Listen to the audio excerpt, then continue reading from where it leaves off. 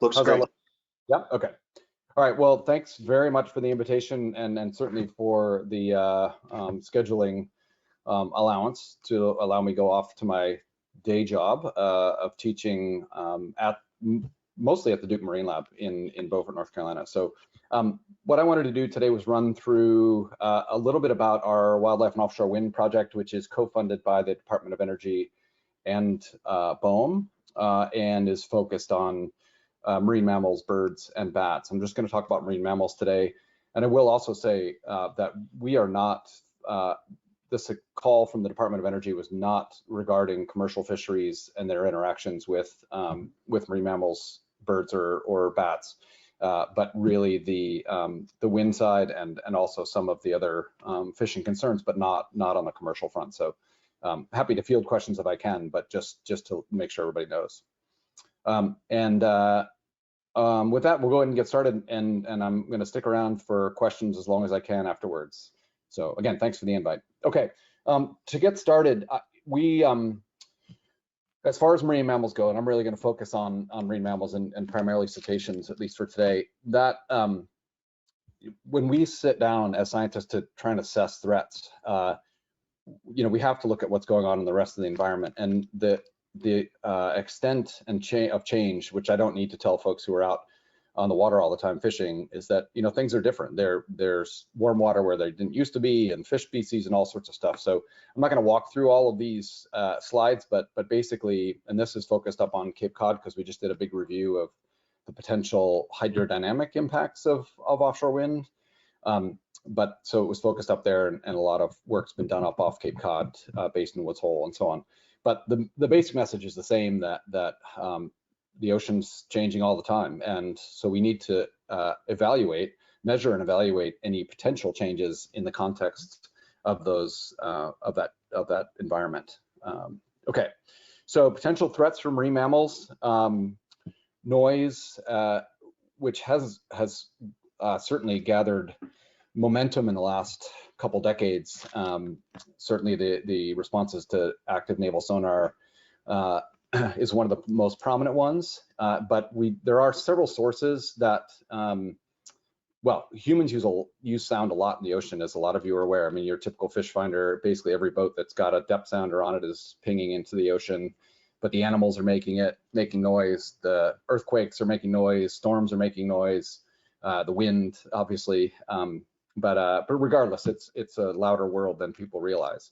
But as far as the wind farms go, the noise sources are from site characterization, which they do for sediment type and foundations for cable corridors and so on. So we need to know whether you're pounding a piling into rock or sand or clay or whatever. And those sources, I can get into a lot more detail and answer questions on them.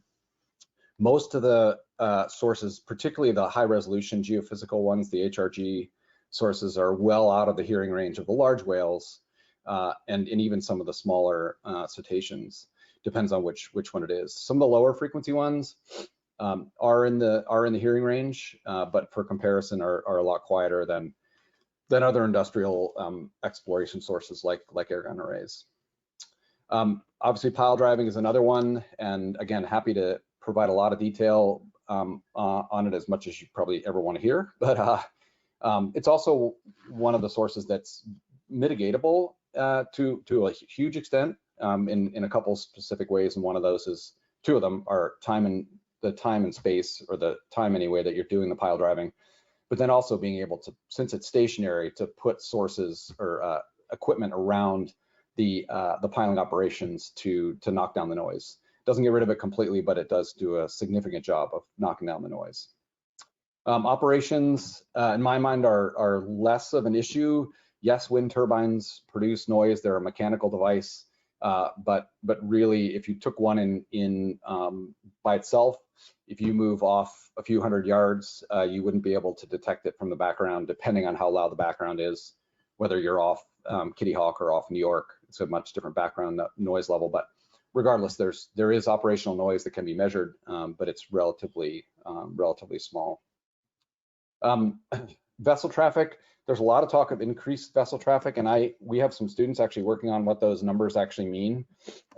In the case of someplace, again, like one of the big ports, whether it's Norfolk or New York or whatever, the level of vessel traffic is pretty high already, obviously. And so adding a supply vessel is an addition. There's no doubt about it, but it's only incremental compared to the vessel traffic that's out there already.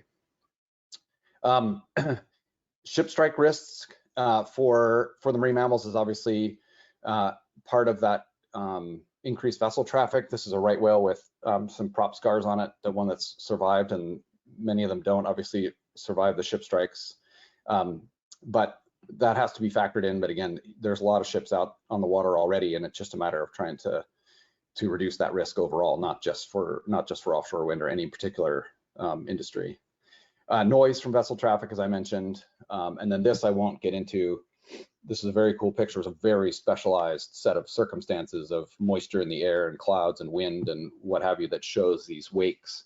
But we just concluded a report from the National Academies on the potential interactions of these kind of wakes and then also the wake in the water that may impact how the ocean circulation is going on. And basically our conclusion from that is we need to look at it, but also that there's, again, going back to that first slide, things are changing so dramatically in the ocean that detecting a real change based on these systems seemed like a very small possibility to us. Okay, to focus in on the noise, I won't, this has got some more specifics in it, and basically what you're looking at across the x-axis is frequency or pitch, and then on the y-axis is just the noise level. And all the red things are human sources of noise. Air guns, you see tankers, frigates, drills, submarines, active sonar. The lighter blue are the animals, and then you can see the other things. I won't go into all of them in any detail, but the two important things, one is the overlap in frequency. So if you look across the x-axis, and hopefully, can folks see my cursor as I wave it about? Yes, we can. Oh, great. Okay. So as we go here, we pick a frequency, 1 kilohertz. We see, okay, well, that's where dolphins hear and right whales and humpbacks and things. And that's also the same frequency range where there's volcanic eruptions. There's other human sources. So where they overlap in frequency, we worry about. If something is way out of the frequency range, then it's less of a concern because animals aren't as sensitive. The other main thing is the levels that those things are producing. So you'll see the seismic air gun arrays in this example. That's the loudest source of sound that we routinely put into the ocean. There are louder ones, but they're not very frequent. I'm not going to go through all these. I alluded to them earlier. The boomers and sparkers are the lower frequency ones that are in sort of this range here, so it overlaps with a lot of the large whales. But the HRG sources are much higher frequency and don't really overlap many of the animals, if any. Okay, again, this is maybe more than you want to hear, but this just to give you an idea of where we're coming from and how we do all these comparisons and where we, how we think about whether these issues or whether these sources of noise or other effects are actually an impact is how it affects the animals. And so we looked pretty detailed at the hearing effects of marine mammals to look at how well different groups hear in different frequency ranges, just to look at how those sources may interact with those animals. I'm not going to go into a lot of detail, but I will show you a little bit, and this helps you understand the nerd language that we pointy-headed scientists use. So we got low frequency cetaceans, which is like fin whales and blue whales, and right whales are in this group. And then we've got another group, and I'm not going to go through all of them. This is where we have a lot of concern these days with right whales, obviously, and fin whales, which are also listed on the endangered species list. But then we see these different groups. And again, I won't go into them, but this is how we try to categorize them so we understand, getting back to that other figure, where the frequencies overlap and where our concerns really are.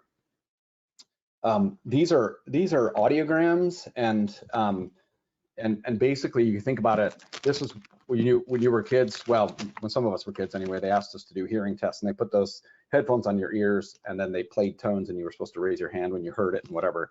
What they were doing was trying to figure out where you hear and where you don't hear very well. So this again is that same frequency access, and this is basically how sensitive you are. So think about it as if a sound is louder than this curve, you can hear it. But if it's quieter or below the curve, you can't hear it. So this gives us an idea of where the animals hear and what frequency ranges. This is a very simple, these are some of the higher frequency animals.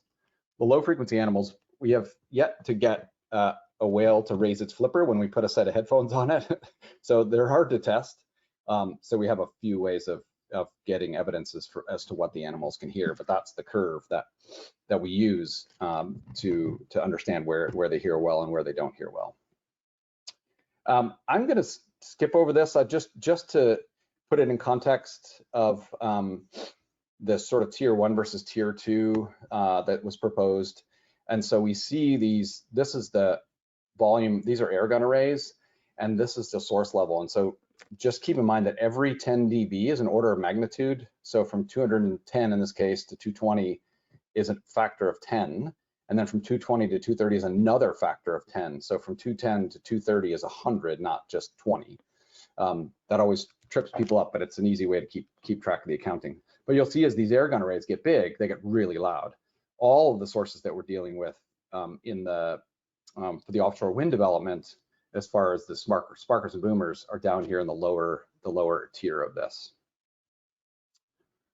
Okay, same thing for this. And again, I don't want to get too lost in the weeds here, but this is again more of the tools we use to evaluate whether these things are issues or not. These are all a bunch of the different sources. You'll see multi-beams in there, which we could talk about. Not as important for the East Coast as for the West Coast, but nonetheless, you see a bunch of different sources.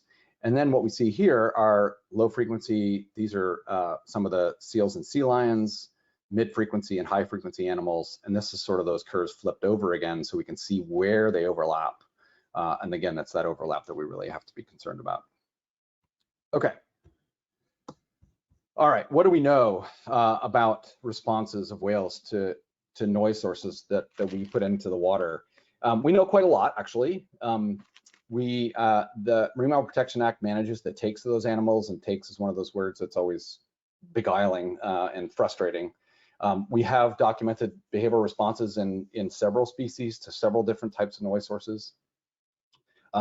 We have good evidence that shows us that humpbacks, for example, are less responsive than others, and then other species like harbor porpoises and beaked whales respond much more strongly.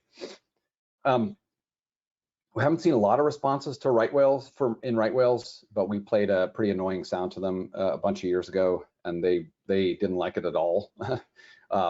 And so that's a whole nother story, but that was around the idea of ship strikes and mitigating ship strikes. Unfortunately, in the case of right whales and even fin whales to a less extent, we have very little information about impulsive noise like sparkers and boomers or pile driving, both of which are impulsive sources. Okay, and for those of you who've heard this before, I apologize for the redundancy, but there's no evidence anywhere that I've been able to find, or any of my students or other folks that have really looked. There's no evidence, current or past, that any of the strandings of large whales along the East Coast in the last couple of years have had anything to do with offshore wind development. And you don't hear, again, nerd scientists saying those things. It's usually like, well, if this happens, then that happens, and maybe this happens, and this is a caveat and this or that. But there's no evidence. In fact, the evidence that we have about those strandings is that they come from different causes rather than offshore wind activities. Yes, ship strikes are a threat, like I said. Yes, there are some other issues, but there's no connection between any of that. So we certainly are actively working, and that's the WOW project, is really focused on what any of those potential responses would be and associated consequences. And I always stress to my students, I stress to anybody who will listen, is that it's very important for us to think about potential responses, not just responses, in as much as we need to look and collect the information and then see what it tells us. Right whale mortalities, and I don't mean to be gruesome.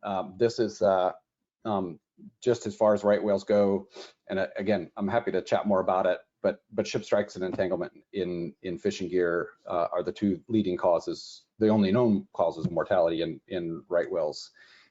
So again, I'm not implicating anybody. I'm not, you know, we can certainly talk about it, but I just as far as them and the humpbacks that have stranded along the Atlantic coast in the last couple of years, most of the documented cases that we have in the case of humpbacks are primarily ship strikes and then a few entanglements too. Oh, sorry. The entanglements are an important part of it. We all know we're all working quite diligently to reduce both of these causes of mortality in all whales. Okay, for our study sites, we when we proposed this wildlife and offshore wind project, we zeroed in on a couple of proposed sites which have now cemented themselves. One of them off Martha's Vineyard and Nantucket, and that's Vineyard Wind 1, which is here in green, which is now producing power for Massachusetts. And then also Empire Wind 1 and 2 off Long Island. And for a couple reasons, we chose those spots. Happy to elaborate. One of the criteria for choosing those was what is the stage of construction and production. And so Vineyard Wind is producing power already, so they've been in construction for a year or so. Empire Wind is a little bit behind them. We've already started data collection in that area to then compare to during construction and hopefully post-construction. It just depends on how long the project actually goes on. With respect to the South Atlantic, the CVOW off Virginia obviously is the farthest ahead in terms of construction. We are not planning to do any explicit sampling there, but that's clearly an area. Kitty Hawk and Long Bay are also obviously important. They're just the timeline is such that we probably won't do much sampling there for WOW just because of the timing of the project and all the rest of the project construction schedules. Just for a quick update, just to give you some idea of the things that we're collecting. The WOW project it's too big of a team, to be honest, but anyway, it's a good team, and we've got a bunch of folks working on various aspects of marine mammals. And the two main things that the Department of Energy asked us to look at was responses to construction noise, and then also changes in habitat use over this period of construction and hopefully early operations, pre-construction and construction and early operations. Just quickly flash through this. We were out off Martha's Vineyard in July, tagging with a drone, which has turned out to be amazingly efficient. Thus the tag tumbling down from the drone on the back of a fin whale. There's a tag on the fin whale. These tags are they're attached with suction cups, this particular variety. They're short term, as much as a day, sometimes as little as like 5 seconds before they slide off. But they're collecting, it's like putting your phone on the back of a whale. It's collecting motion and also depth, temperature, acoustics, and so on. So we get a good picture of what that's doing. From the drone, we can also measure the whale. So we get length, width. We got these chevron patterns that are individually distinctive in the whale, so we can keep track of how many there are. Just moving on, we have the SnotBot, which is another data collection scheme, which is collecting blow samples, collecting snot from the whales. You can see these plates that are out here on the front, and from the snot we can get the sex of the whale, we can get pregnancy status, we can even get something about stress hormone levels. So we really get a really interesting slate of things from that sampling. Next. We're doing passive acoustic recording in a couple ways. This is just a floating system that's just coming into use. You just chuck them overboard and they can listen for several days. You've got a solar panel to power them and you keep track of them. You actually use dog collars this time, like hunting dog collars, which was quite funny about the little interface trying to figure out what the dogs were doing on the water. We also, for passive acoustics, have a towed hydrophone array out behind the vessel. Just to give you an idea, in about 10 operational days, we got, wow, excuse me. We had 34 attempts on fin whales, 28 tags deployed. Gosh, I'm so sorry.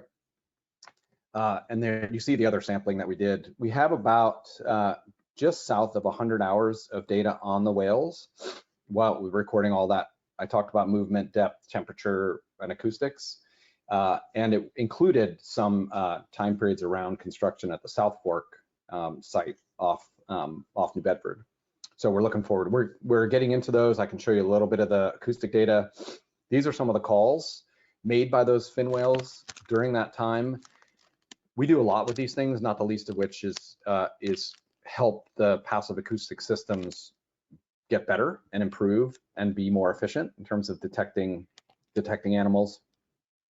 We're also looking if there's any acoustic response to whatever activity it is, whether it's a ship approach or a vessel or a pile driving or whatever, whether the animals change that vocal pattern.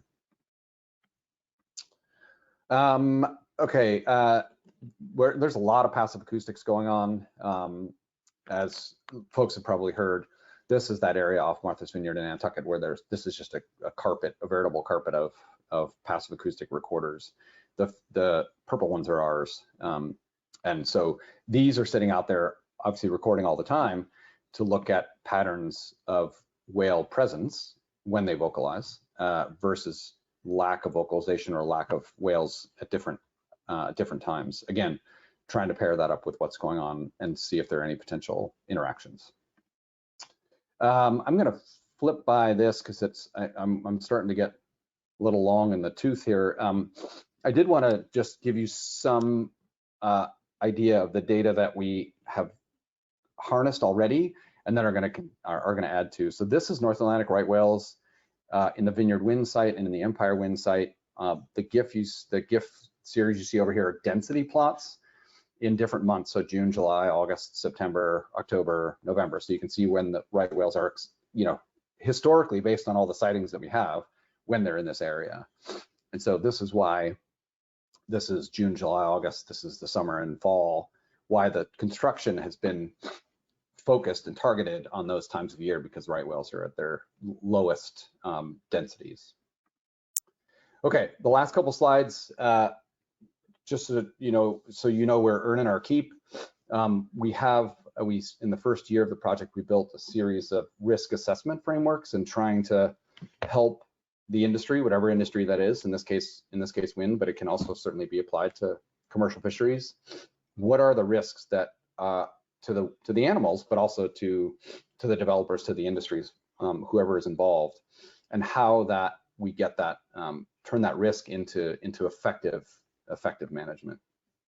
And this little wheel is, fancy graphics. Well, it's not even that fancy, but moving through these things where we started out helping with survey design, we're developing impact analysis tools, and then evaluating the tools, and then synthesizing that evidence.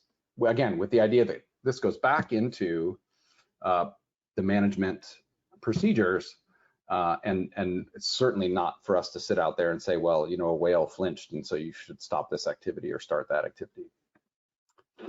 The last one is, and this is always important for folks, is so say we detect some change, some response, or whatever it is. What does that mean in terms of the population level consequences of any of this? An animal that flinches once because of a pile driving noise is not nearly as big of an issue as if animals are excluded from a feeding area for a whole season. And so these models, and I won't go through it all, but take all these different exposures, whatever the stressor is, whatever that dose is, whatever the animals may or may not do physiologically, like a stress response, or a flea or a flinch or a change in feeding behavior or whatever, how that works its way through to, does it change the population dynamics? And so we've tried mightily, and we've had some good luck in the last decade or so putting those pieces together to really help inform the whole situation. And I think that's it. Sorry, that was longer than I think we anticipated. My apologies. No problem. Thank you for the presentation. And so now we have an opportunity to ask questions. Doug, I'm going to take back control real quick, just so I can show how to demonstrate the webinar again, just in case somebody missed it.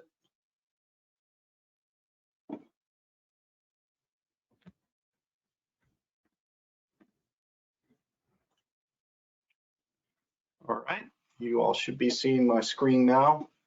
So if you just want to type in the question into the question box, you can do it here, and I will read those aloud for you.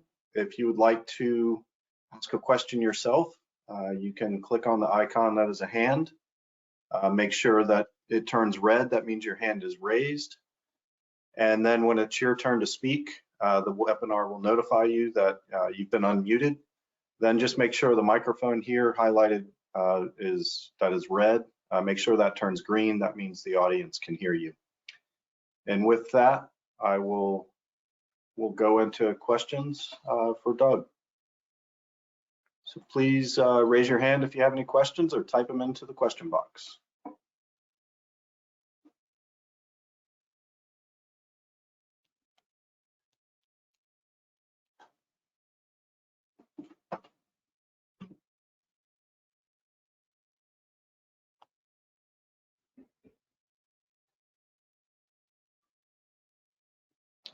All right, or answered every question, one or the other. So I'll ask a question. You know, right whales are definitely of concern, and you're seeing no evidence that these wind farms are having any impact on right whales? No, not at all. I mean, and that's not to say that, you know, we certainly can't measure everything all the time by any means. But in the animals that have stranded, we've seen there's no evidence linking those strandings to any of the offshore wind activity, whether it's vessel traffic or pile driving or any of the acoustic sources. There just isn't anything.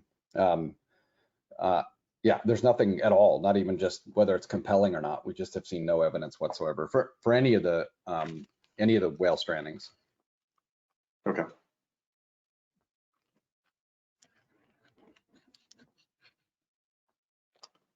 And I think the only other thing I'll say about the acoustic sources is some of them are specialized to what the wind energy development needs, but a lot of them are very much in use all the time by a variety of vessels, whether it's depth sounding or fish finding or whatever. A lot of these sources are in use quite a lot. They vary in significant parameters, but nonetheless, they're not unique to the wind energy development.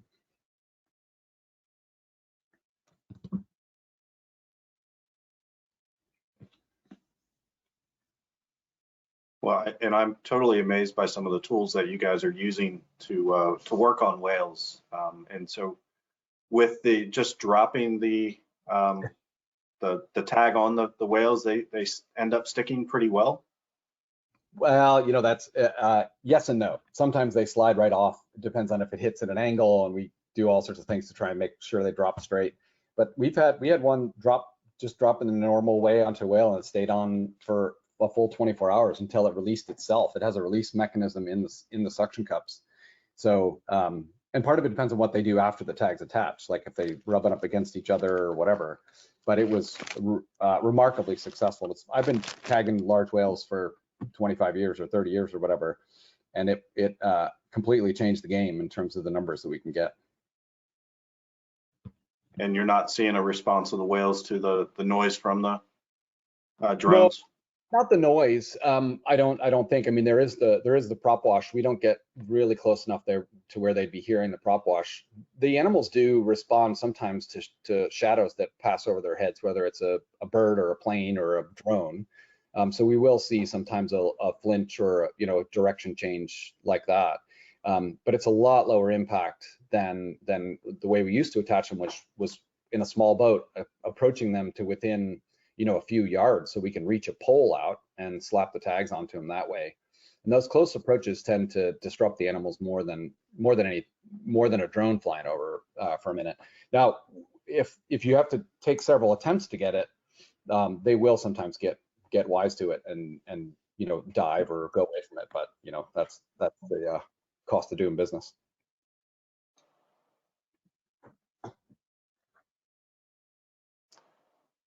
Chip, could I ask a question? Please, Yep. Nathan. Yeah, thanks, Doug, for the presentation and going through the research you're conducting under Project Wild. In regards to other wildlife, what other wildlife and research are y'all looking at with regards to operation and development of these sites? Yeah, Thanks for that, Nathan. I didn't focus on the birds and bats because it was less of interest to the Fisheries Management Council. We have 3 species of birds that we're looking at: great blackback gulls, northern gannets, and red-throated loons. And those are a couple different things. One is how they're using the areas before and after the wind farms are constructed. Certainly, as much as we can about things like flight heights and flight patterns to see what the risk is of collision with the turbines. So those are the primary things with the birds, and then bats, which when somebody first mentioned it to me, in fact, when I read the DOE call for proposals, I thought, bats, really? And then I thought, sometimes you're out on the water and you see huge swarms of insects. So there are bats offshore. Some of them go offshore to migrate. There's fewer obstacles when they try to migrate. And then they do go out and feed. How much they're out there, don't know. That's one of the main things we're going to do, is put bat detectors on some of the wind development infrastructure and just listen and see how much we hear bats. So, because bats do, they get hit pretty regularly by terrestrial wind farms, which is an interesting topic, one we don't have time for today, obviously, but that's really where we're starting with the bats offshore. Right, and there was a question from the audience. Operational noise of turbines has been measured on turbines that are much smaller than what is expected to be used in the near future. Any plans to measure the sound from larger turbines in the field? Yes, absolutely. There have been some measurements on the European side of the Atlantic with comparable sized turbines, but yes, the noise does scale with the size of the turbine, but by a few dB per as the diameter increases. We don't have plans as part of WOW to do like a really elaborate set of measurements near the turbines, but we have those recorders in the water, so we certainly will be.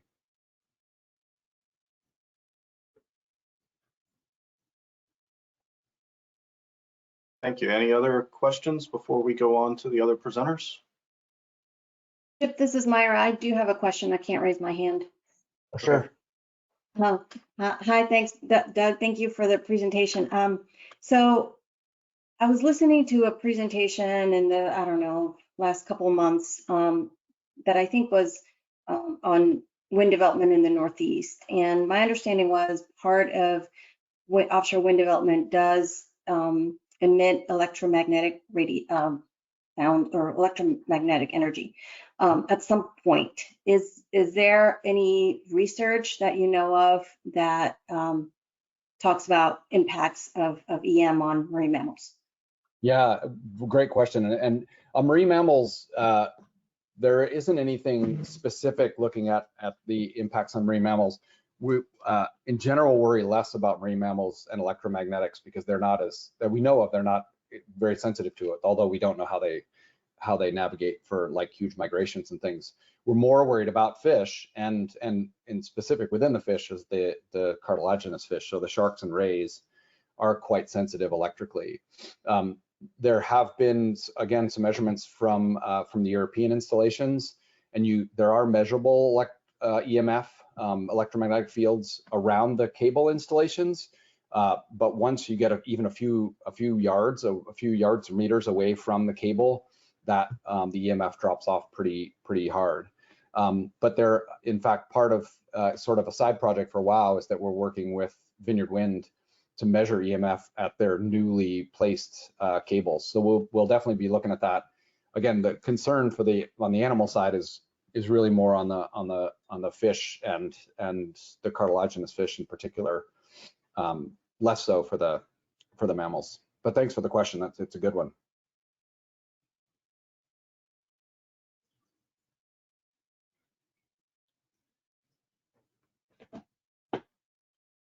Ann Deaton has her hand raised. Yeah, hi, thank you. I just have one question. I've been under the impression that, so in the wind turbine field, that the cables from the individual turbines will come together and that those will not be buried. And then they get buried to go into shore. So would there be a concern, or have you thought about entanglement of marine mammals in that area of the cables that are in the water column? Yeah, no, it's a very good question, and one that's even more poignant for the West Coast, where it's going to be floating wind turbines. I should let the pros, the professionals among us, talk about exactly where those cables exit and enter the ground. But my understanding is that even from turbine to turbine, they're buried, at least on the East Coast. And then when they get to the offshore substation, they do come up out of the ground and then go back down once they're assembled to go ashore. So I don't, at least as far, and Leila and Jen, please chime in, but as far as from the marine mammal perspective, I haven't seen any schematics or any drawings or anything that actually has cable suspended in the water column. No, and we thank you, Doug, for answering that, but we will be talking a little bit about that in our portion of the presentation. And yeah, just to reiterate, no, the cables are going to be buried, and you know, so fishing activity, right, is open for the lease area. We don't want, it's in our interest for those cables to be very well buried, so that's a priority for the developers, and we will talk about that during the presentation. Good, thank you. Yep.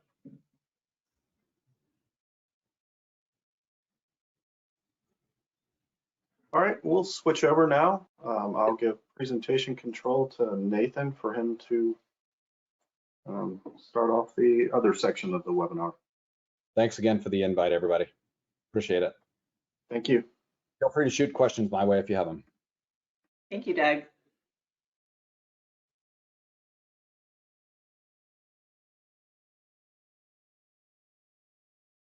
If you're seeing the presentation.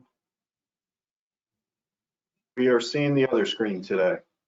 So we're seeing the go to webinar.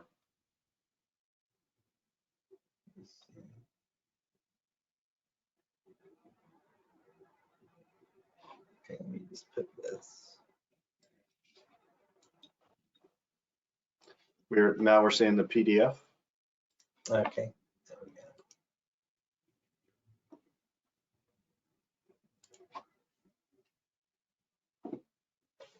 Okay.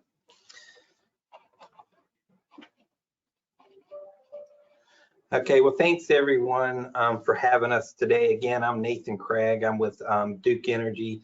I'm kind of the environmental lead for the Duke Energy Carolina Long Bay lease.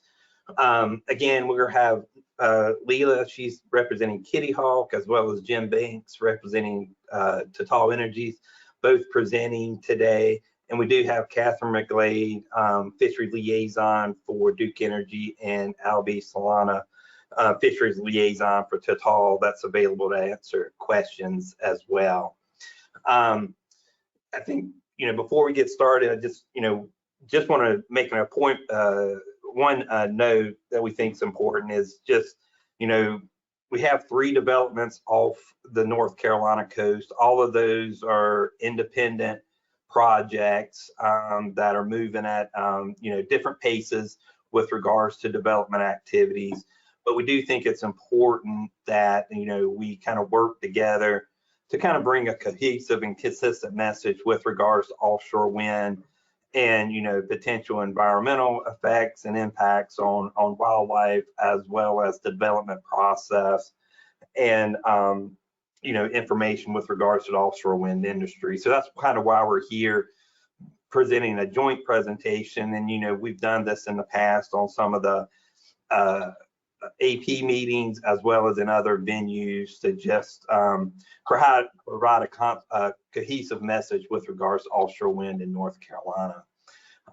So here's just quick goals for our presentation today.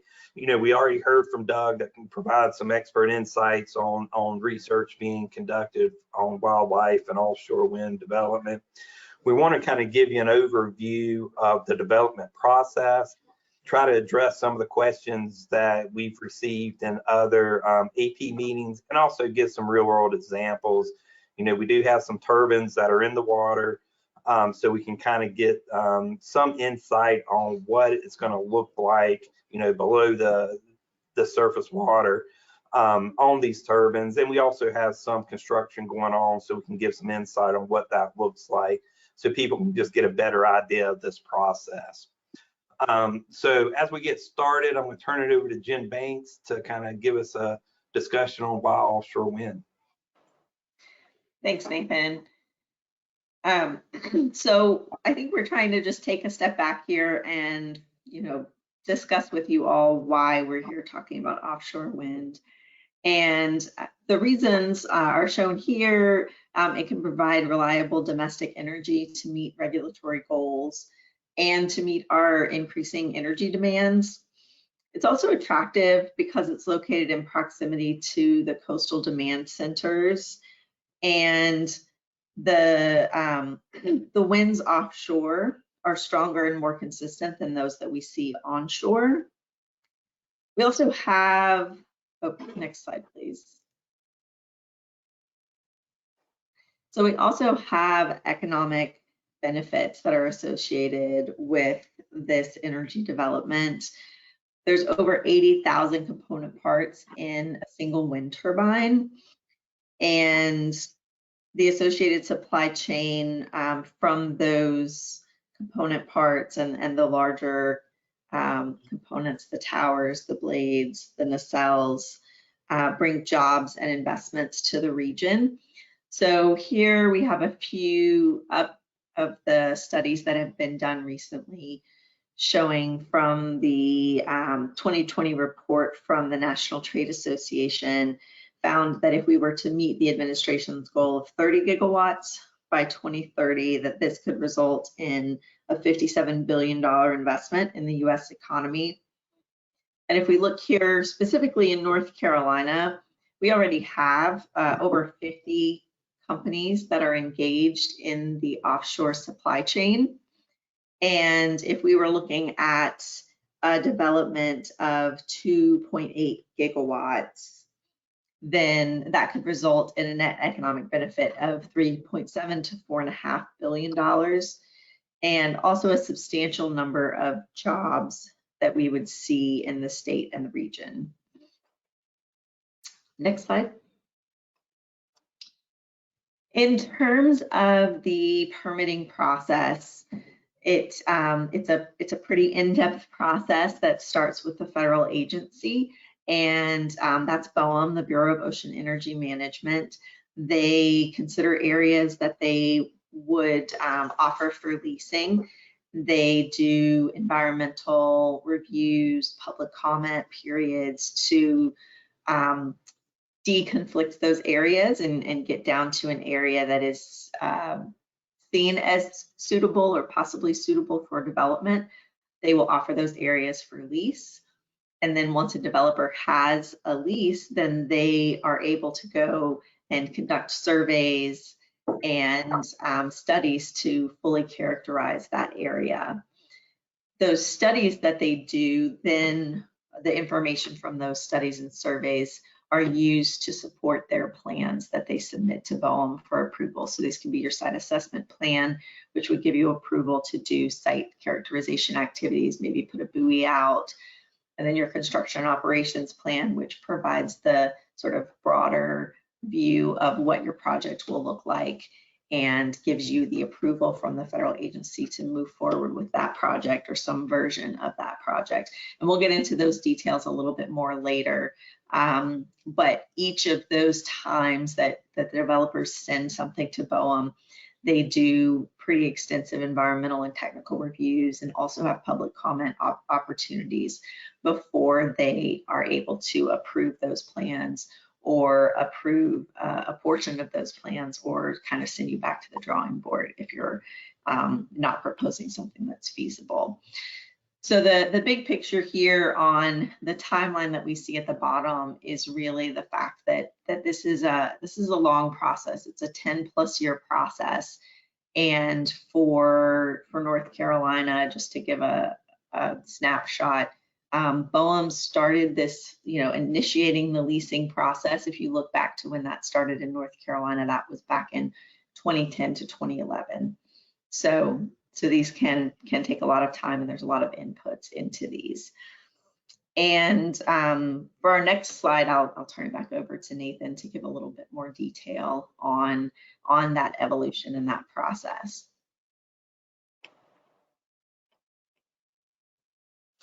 Thanks, Jen. So here, we're kind of looking at the initial wind energy or call areas that BOEM identified, initially. And what BOEM does is they look at these wind energy areas, and then they look at conflicts, and what they try to do is basically what they call deconflicting the area to generate the actual wind energy area that turns into goes through the auction process and turns into an offshore wind energy lease. So you can see the two sites originally and the size of them, obviously the Kitty Hawk site and the Wilmington East, and originally there was a Wilmington West as well, and how that kind of changed into the Carolina Long Bay and the Kitty Hawk site that we have today. With regards to the Carolina Long Bay, initially that was, there was two offshore call areas, and actually they turned into wind energy areas. They were referred to as Wilmington West and Wilmington East. BOEM decided not to pursue developing an auction and leasing the Wilmington West site. Obviously, it's in the critical habitat area for the North Atlantic right whale. It's also closer to the shore. So that was eliminated. And then BOEM took the Wilmington East site and kind of condensed it down. And part of that was basically reduced the size. And part of that was due to the overlap of the area with the critical habitat for North Atlantic right whale, some traffic and DOD concerns, or vessel traffic, I should say, and DOD concerns. So they reduced the size to the Carolina Long Bay lease area that we have today. And then BOEM chose to separate that area into two lease areas. And I'll let Leela kind of comment on the Kitty Hawk site if you'd like to provide any additional comments. Yeah, just briefly, again, the area getting smaller between the wind call area and the wind energy area that was leased to Avangrid in 2017. That was a combination of viewshed concerns from shore, as well as fishing, and the Navy Tower area. So that's, that was the reasoning behind sort of shrinking that area down to what we see today.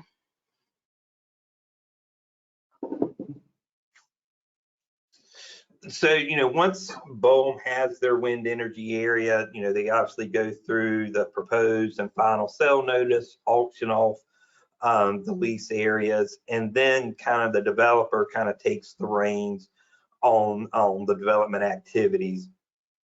And, one of the first stages of development is really conducting site assessment activities. And that's really going out and looking at the wind resource and other meteorological data, collecting oceanographic data, and that kind of goes into the design of the wind energy facility. And specifically, what we're looking to do is assess wind speed and direction at various heights above the sea level or water level, so we can kind of get a good idea of what is the wind resource at the height that a turbine would be operating at. We're also looking at wave heights, because that goes into the design of the facility, currents, and other conditions. When we're out there, we're also collecting data on wildlife, whether it's bird and bats, marine mammal, any tagged fish that may be used in the area, and that goes into the assessment process. And it's important to note, as we kind of are in the past, Met towers were used to kind of conduct this work, where there's kind of more of a permanent foundation, permanent structure installed. Today, it's Met buoys that are taken out there. They are moored to the seafloor and probably stay out there for a year or two to collect this data. It's important to note that, we do have to take steps before we can moor those buoys to the seafloor. We have to verify that there's not going to be really any impacts from the mooring system, and that's looking at the seafloor seeing if there's any, making sure there's no historic or archaeological resources there, sensitive habitat, any, unexploded ordinances or any other type of hazards. So that's going out there and doing some limited geophysical surveys and sediment sample data collection and habitat classification.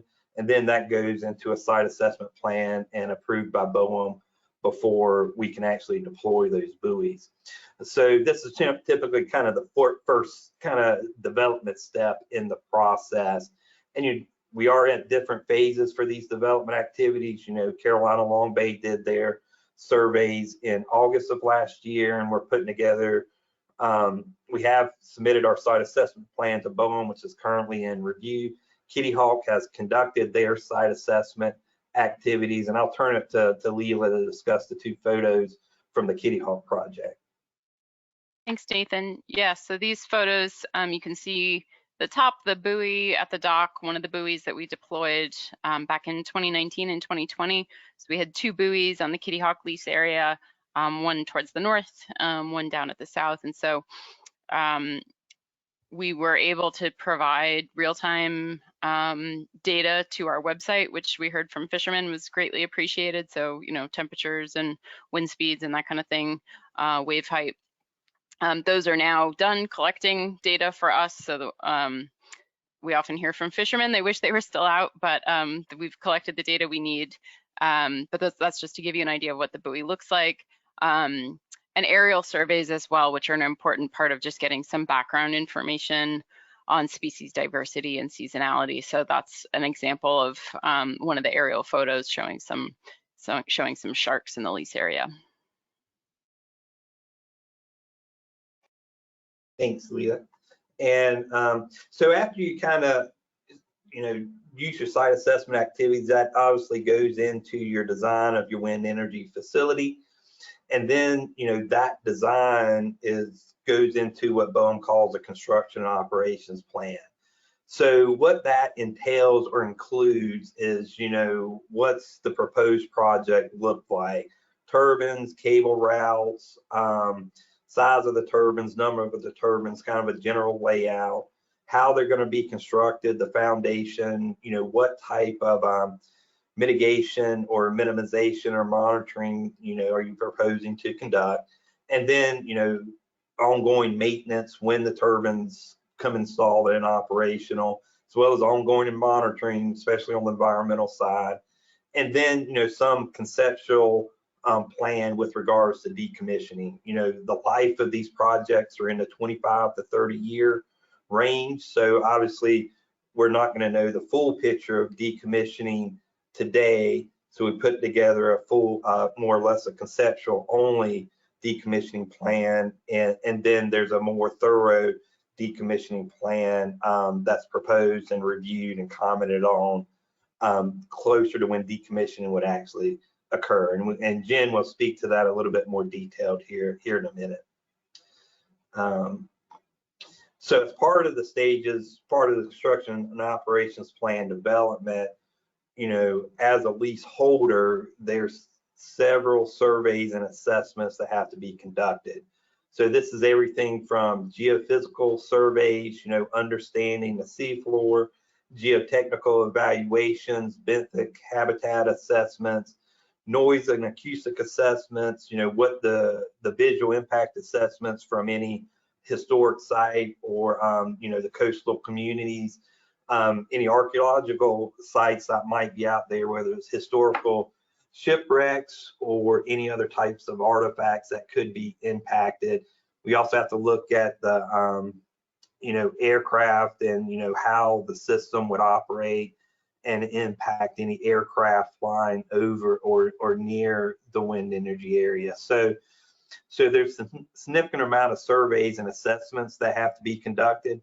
Some of this is conducted with collecting site-specific data, and most of it has some aspect of site-specific data collection. We'll also take some of the information and studies being conducted by Project WOW and seeing how that applies to these projects in the Southeast to get a understanding of the impacts and potential mitigation and monitoring that may be needed. It's also important to note that, you know, and Doug touched on this in his presentation, is, you know, we go out and we do a lot of these surveys. There's different types of techniques and methods and instruments that are used to conduct these surveys.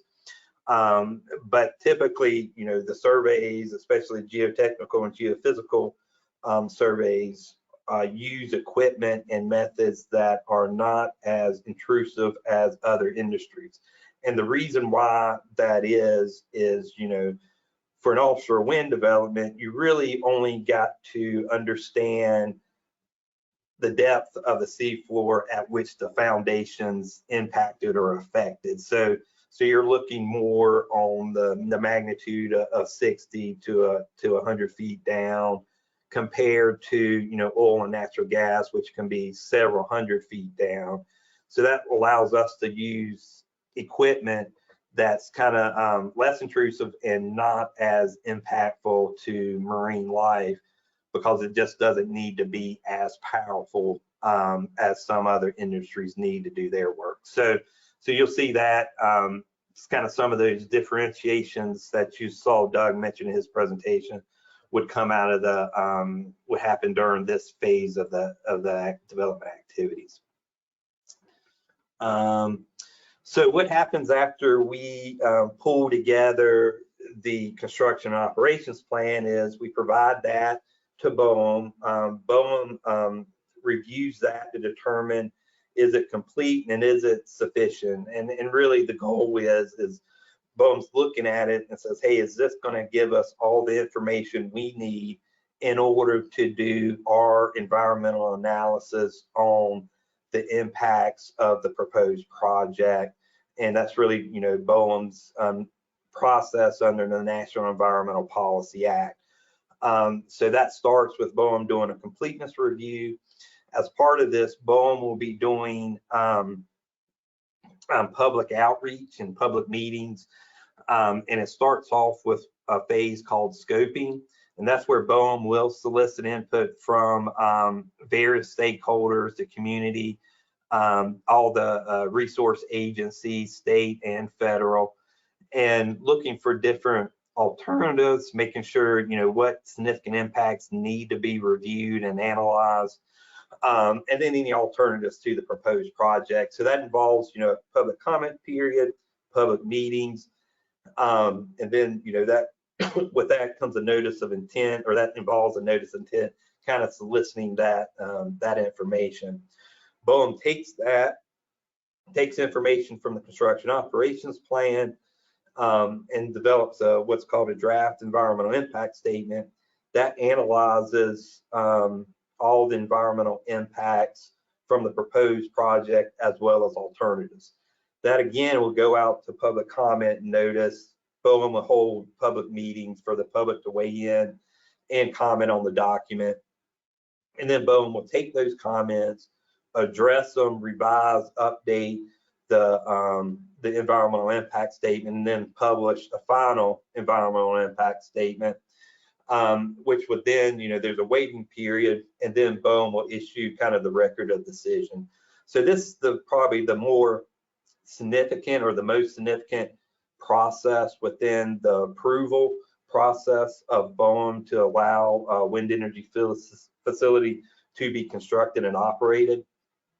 There are some additional steps beyond this with regards to permitting and a review and approval, but this kind of entails really the crux of the process. Now, as you can see, this is typically a 2-year plus process to go through, and obviously these are pretty significant documents and surveys that have to get reviewed, updated, and prepared. So it does take a good bit of time to get through for BOEM to complete this review. So this is what they're going to be looking at. You know, on the left-hand side of the screen, you can see that basically they will look at and analyze pretty much anything under the sun: water quality, bird and bat, you know, impacts on environmental justice, and other demographic impacts, tourism, recreation, obviously the threatened and endangered species, commercial and recreational fisheries. So they'll look at all those resources, look at the impact of the proposed project from a construction standpoint, as well as the operation standpoint. And then kind of that all gets documented within the environmental impact statement. Now, concurrently with that process, there'll be reviews and consultations with the various agencies. So under the Marine Mammal Protection Act, Endangered Species Act, Cultural Resources, essential fish habitat, those reviews will be going along concurrently with those respective agencies. Now, what comes out of this is, obviously as the developer and leaseholder, we'll be engaging, and we have and will continue to engage with stakeholders to understand how the site is used, what significant impacts potentially may occur with development and construction of the project. And then we'll propose, certain mitigation, monitoring, and other techniques to minimize those impacts. Well, through the NEPA process is where that gets basically written as a requirement to construct and operate the site, and that's where you have monitoring and mitigation for any of these significant impacts that have been, or potential impacts that have been identified through this process. And this could be anything from restricted construction seasons, noise mitigation, monitoring technology, monitoring pre and post construction for impacts or effects on wildlife, compensation that could occur, and setting up a compensation process for any significant impacts as well. So that all gets kind of finalized through this NEPA process here.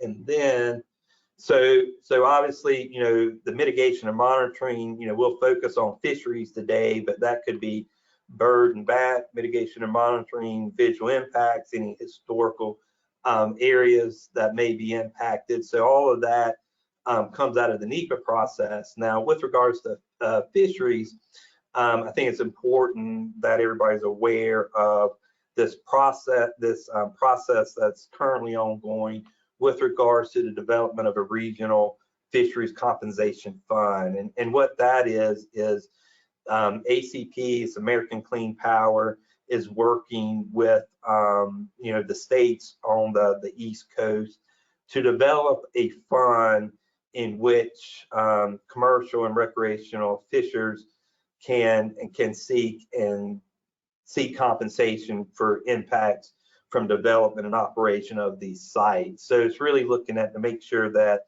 there's uniform criteria, so you don't have one developer different than another developer that might be just a couple of miles away, and to make sure that that fund is properly funded, so that when compensation is needed and identified, that they can get paid out. Also, we're going to expect to be doing pre and post fisheries monitoring. So that's obviously seeing what the site looks like pre-construction, post-construction. And this is also going to be an opportunity to bring in a lot of research opportunities. And Doug's already referenced a lot of the work they're doing with regards to Project Route. So I'm going to kind of turn it over to Leela to discuss some of the fishery monitoring aspects that Kitty Hawk has been conducting or planning to conduct. Thanks, Nathan. I'm going to probably try and do this section a little bit faster than I might have planned, just to make sure we've got some time for questions, but I'm happy to follow up on anything if I'm being a little briefer than I might. But basically, an important component that Nathan just touched on of any of these projects is a fisheries monitoring plan that has to be approved by both BOEM and NOAA Fisheries. So these plans are required to collect 2 years of pre-construction data throughout construction, and then 2 years of post-construction data. And they're designed to sort of be tailored to each individual area, depending on the fisheries, the ecosystem, any sensitive species in the area. So it's not like a plug and play situation. It's kind of each each project needs to work to sort of come up with a tailored plan to adequately collect data on the benthic, demersal, and pelagic species in the lease area, establish a baseline before any construction occurs, and then collect sufficient data to evaluate any changes. So for Kitty Hawk Wind, we started thinking about our fisheries monitoring plan this December, or rather that's when we first gathered people for a workshop. So that's what you can see in the photos on the right. So for this first workshop, we held this concurrently with the South Atlantic Council meeting in December in Beaufort. And we were lucky to get a lot of researchers to participate. So we had folks from BIMS, ECU, NC State, Duke, and UNC, and as well as 2 of our fisheries representatives, Dewey Hemmelwright and Hank Beasley, who are commercial and charter fishers out of the Outer Banks. And so basically we tasked these folks with thinking of what they thought the most pressing research questions would be to ask for a fisheries monitoring plan, and then we had them rank those research questions. And then so going forward, we're going to be bringing in a lot more stakeholders, sort of bringing what those researchers proposed and the fishermen to a wider selection of fishermen and monitoring agencies. So NOAA Fisheries, DMF, and other groups. So our goal is to make this kind of a transparent process where we get a lot of different feedback at a lot of stages before we say we have a final draft. Next slide, please. I'm just going to shift gears slightly. This kind of gets back a little bit to the question we had earlier following Doug's seminar. But just to give folks an idea of what the kind of different components look like and how that all comes together in terms of construction timeline. So this diagram at the top is not to scale, but it kind of gives you an idea of how each of the different components fit together. So starting with the onshore part, one of the sort of first stages in identifying a landing site is kind of figuring out which onshore substations have the capacity to accept the volume of power created by an offshore wind farm. So not every small town has a substation set up for that kind of thing. So that kind of narrows down where you can land.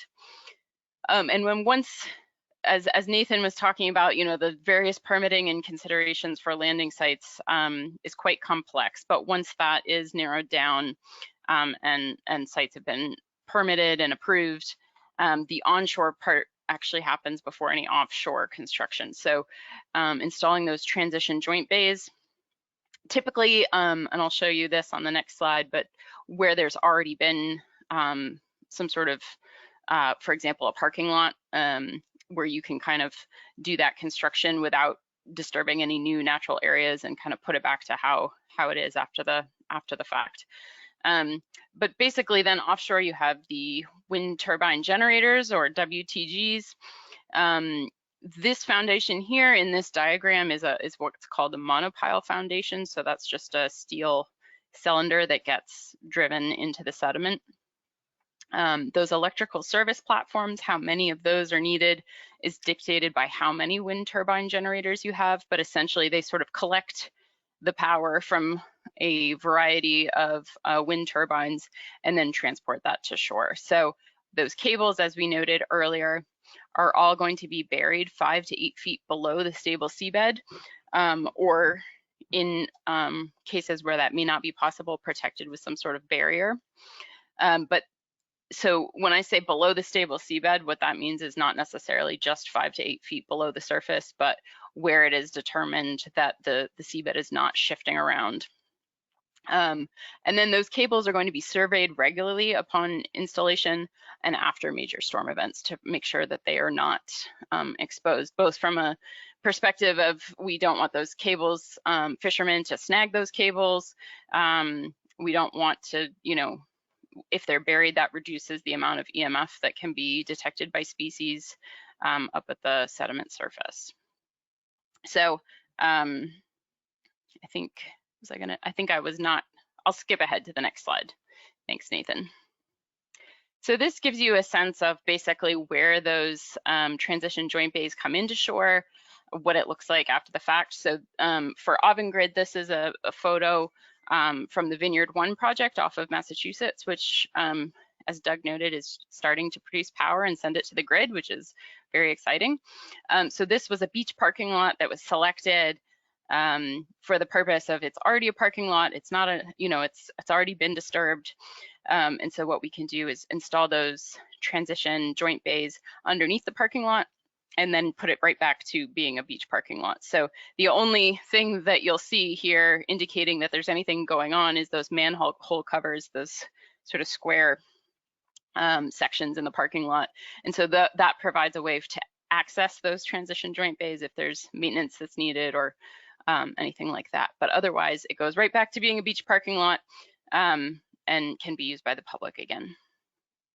Next slide, please.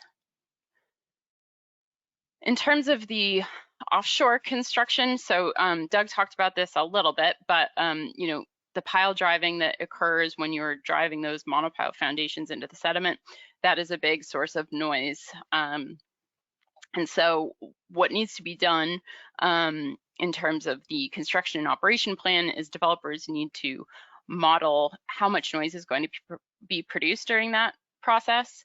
And so that has to do with the sediment type and how much force is estimated to be needed to drive that foundation into the sediment.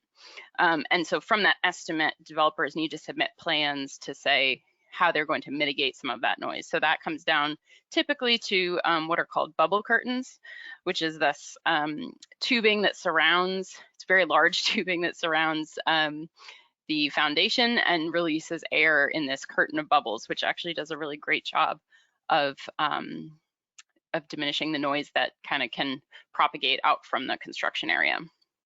So another part of this is models are great, but typically not totally accurate. And so developers are also required to measure noise during construction. And if it turns out that it does exceed what was modeled, additional mitigation is then required. So that might mean a second or third bubble curtain that's kind of added around those turbines.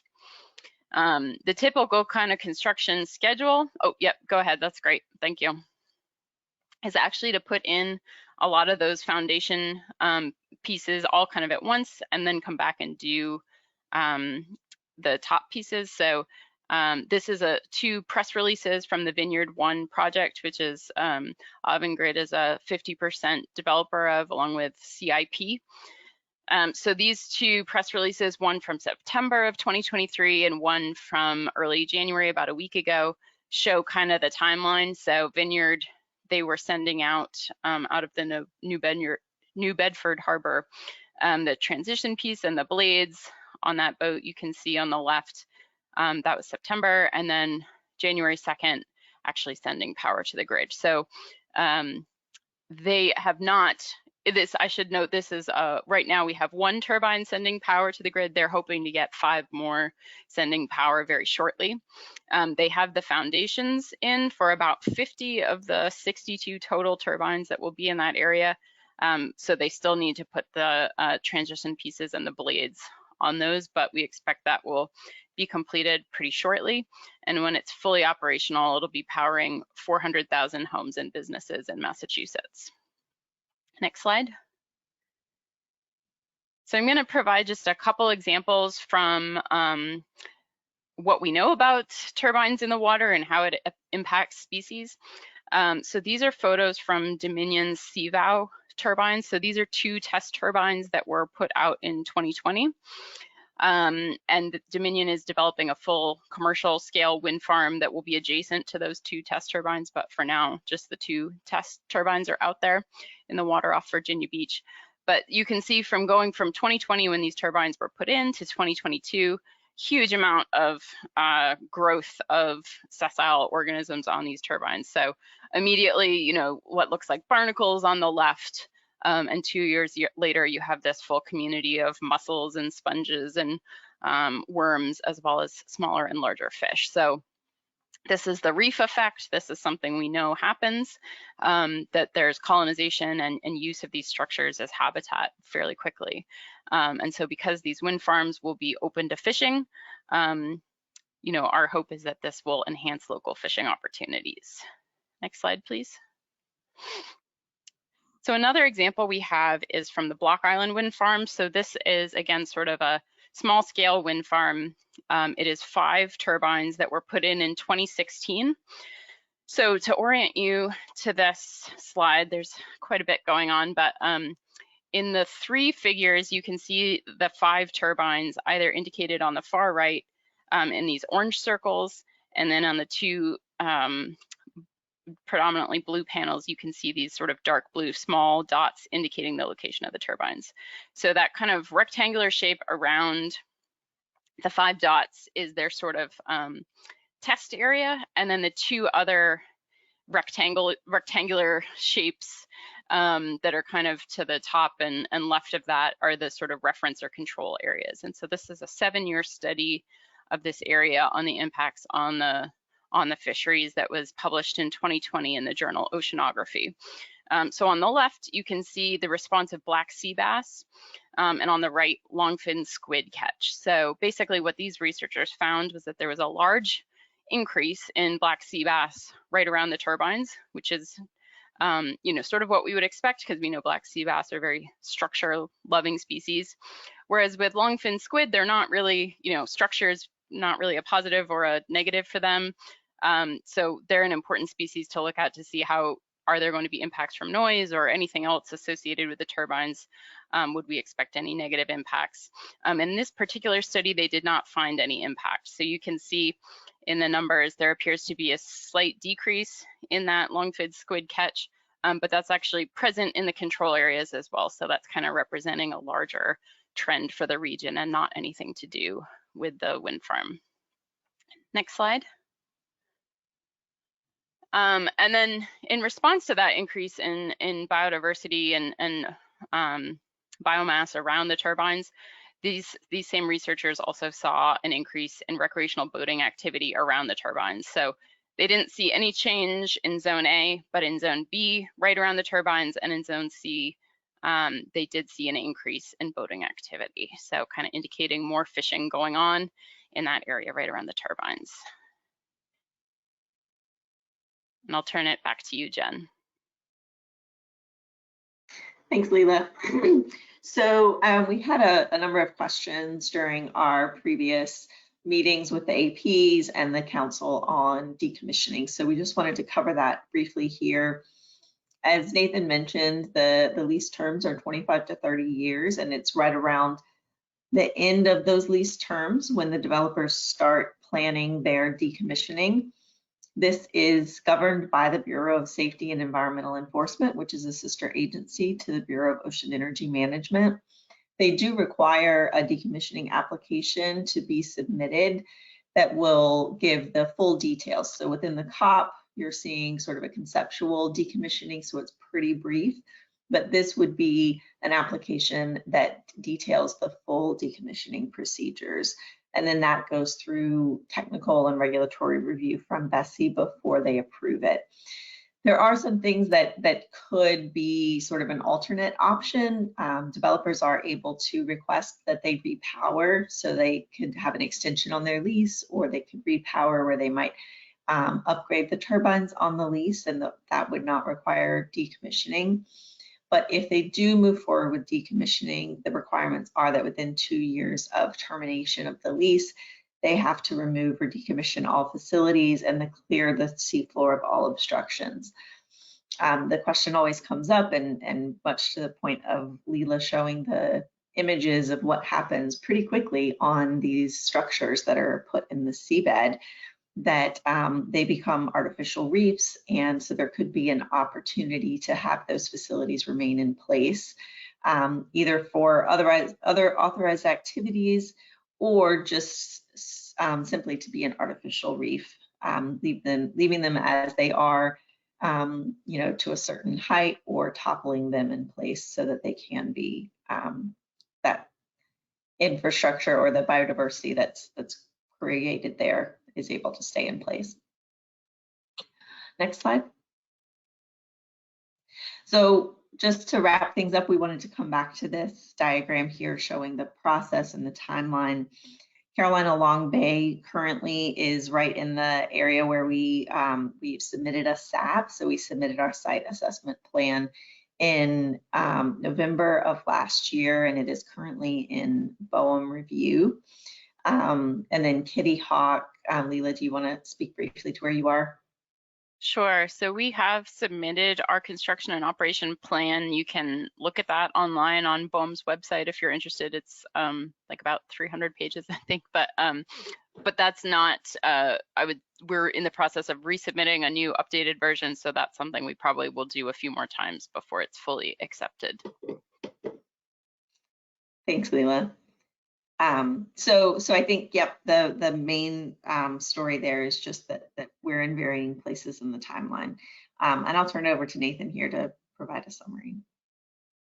Yeah, so I'll just wrap up real quick, just, to reiterate what we said at the beginning, we are 3 different independent developers, but we are working closely together because we are looking at, committed to a collaborative and regional approach with regards to offshore wind.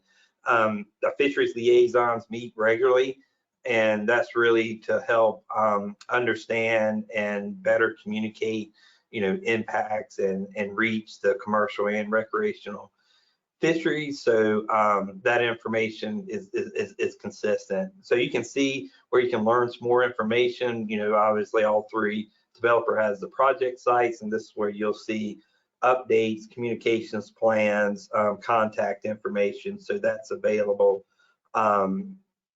for use, and as well as communicating project status as we continue development activities. So with that, I'll, we're open to take any questions, and obviously here's our contact information from all the developers. So please don't hesitate to contact us if you got any questions, if there are any issues you'd like to discuss further, or if there's any other information that you would like to have. And with that, I'll turn it back over to Chip for the QA session.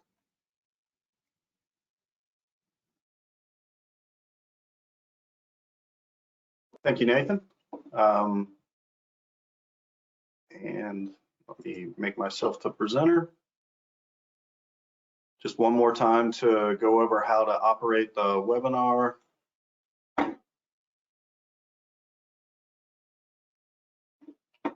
Make sure I'm showing the right one. Yep, you can enter a question into the question box. You can raise your hand. Once again, the arrow up being red indicates your hand is raised. And then to unmute yourself, just click on this red microphone button. So if there's any questions, please raise your hand or type them into the question box.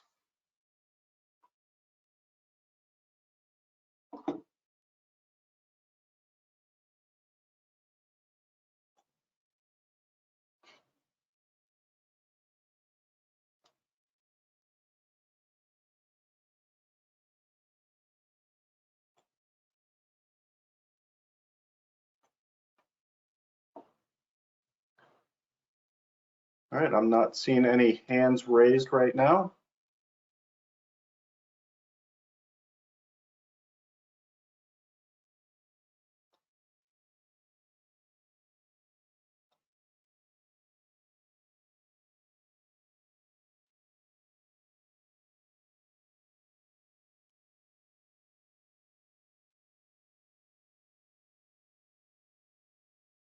I'm trying to think of a question myself. There was a lot of information that you all presented today, and it was a lot of great information. Just wondering, oh, Kathleen Howington has a question. So I'm sorry if I missed this during your presentation, but I know that during you talked about decommissioning. Is there any talk about using materials that decrease bioaccumulation if you know that it's something that's going to be removed on a short-term basis?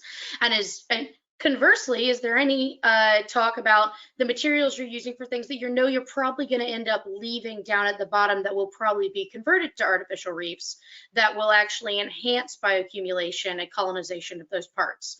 So on both sides, for materials and what you're using, are you talking about that right now? I can take this first and then pass it on to anyone else if they have comments. So, you know, the answer to your question, honestly, is I'm not entirely sure. You know, we don't know what turbines or equipment we specifically will use on our lease. We haven't gotten to that point yet.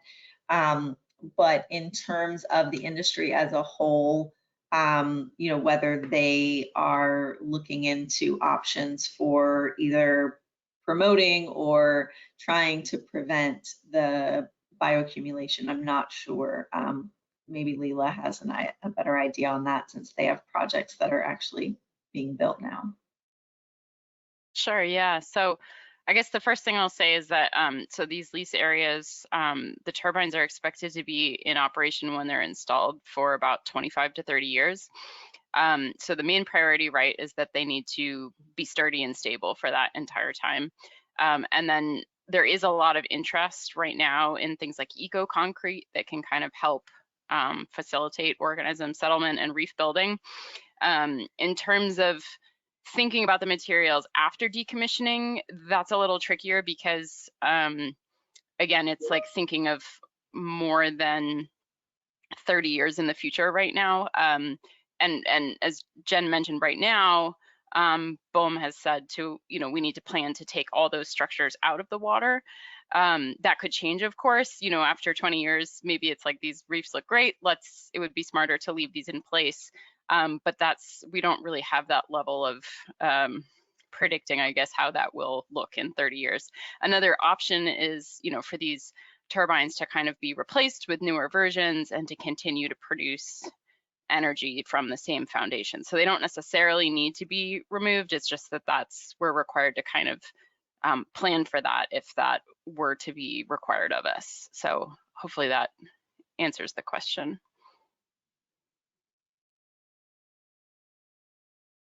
Thank you. There was a question typed into the question box. It seems wind development is slowing a bit in the Northeast, and Kitty Hawk in particular is behind its original schedule.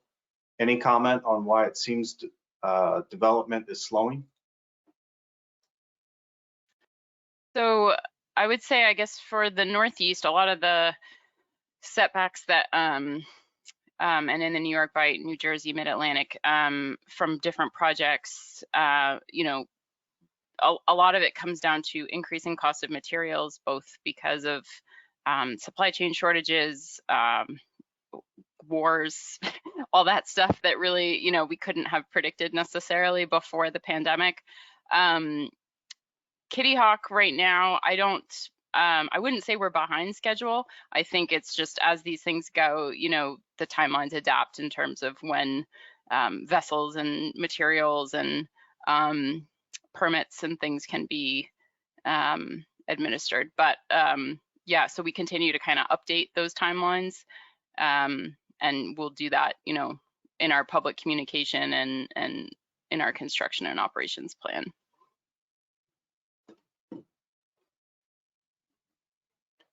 All right, Wilson Laney has a question. Yeah, thank you, Chip. I think this one is for Leela. When you had the workshop in December, what arose as the priority questions that the participants would like to see answered? Great question. Yeah. So, and I will note that I'm probably behind on sending out the workshop report to the participants, but once I have finished finalizing that, we'll be starting our next phases of kind of getting more feedback on that and publicly sharing kind of how that goes. But the most highly ranked question that came out of that discussion was basically evaluating so researchers are largely in agreement that you put structure in the water, there's going to be fish and there's going to be invertebrates that are living there.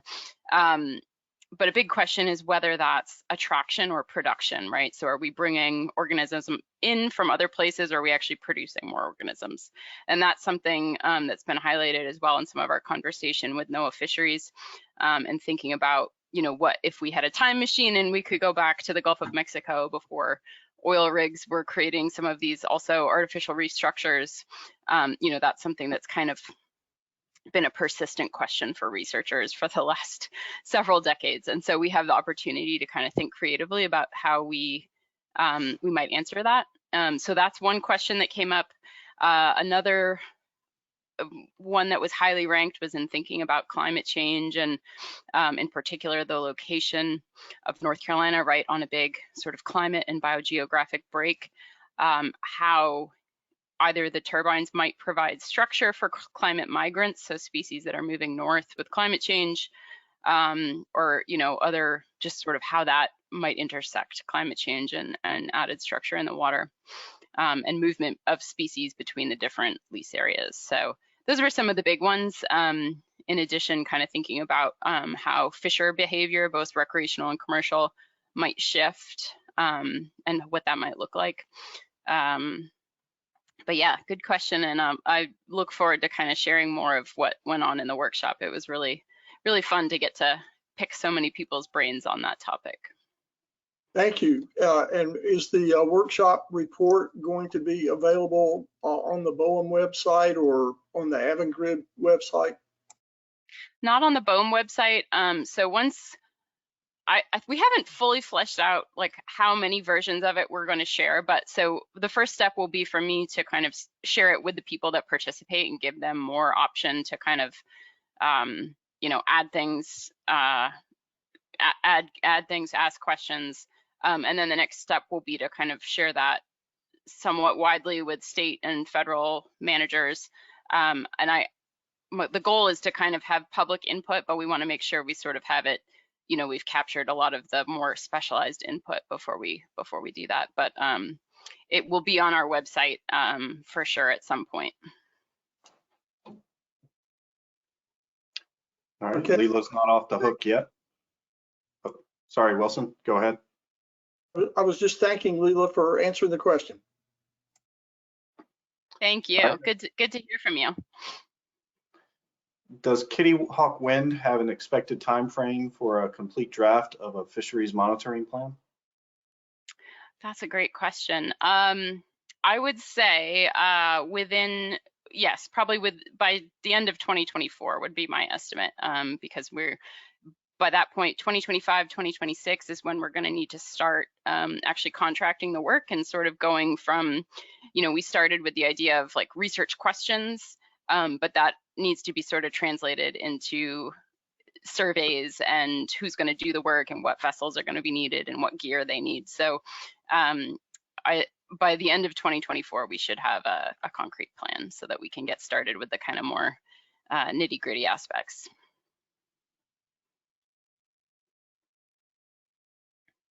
Right, and just for the audience, if you look into your chat window, it does have the email addresses to the presenters today, as well as some of the fishery outreach coordinators that might have been on the panel, but you can still reach out to them.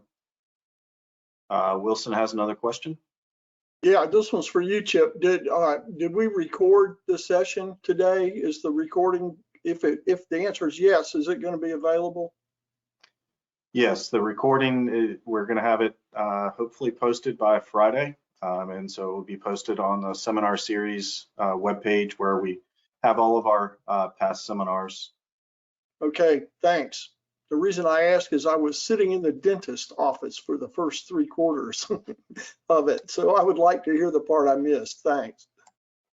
Well, they talked about drilling. Yeah, so did my dentist.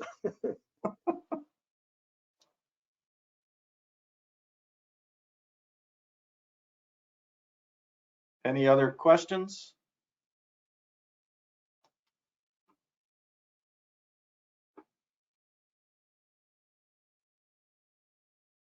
I am not seeing any other, and we're a little bit late on time, so I apologize for going a little bit over, but I wanted to give everyone a chance for questions. So thank you so much to the presenters today. I think everybody learned a lot. It was a great wealth of information that was provided to them from all the presenters.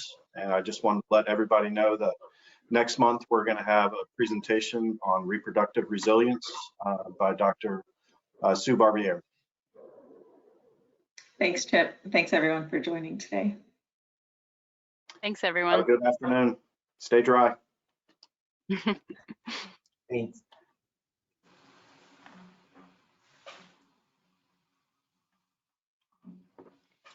So long, everyone. Take care.